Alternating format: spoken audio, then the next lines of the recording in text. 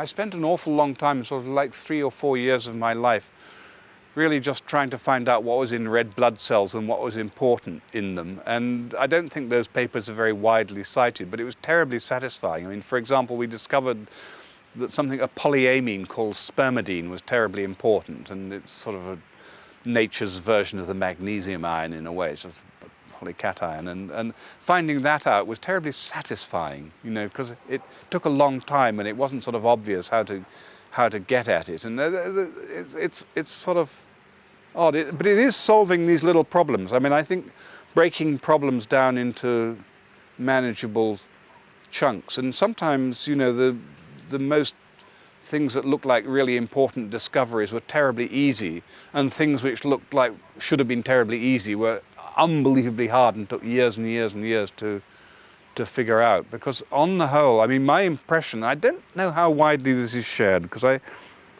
my impression is that in general, the world appears very foggy if you're trying to understand it from a scientific point of view. You really don't know what's going on. You just can't tell. And it's the clarity that you seek, those moments of total clarity. Oh, so that's how it works, you know, and that is incredibly satisfying moment in science, where suddenly, you know, and it usually comes quite suddenly and abruptly, and once you see it, it's usually very quick to prove that indeed that's right. You don't always know it's exactly right from the word go, but, you know, to show that it's right. And then you say, why did it take me 5 years to get to this point? Look at all those useless experiments I did. I was working so hard for nothing.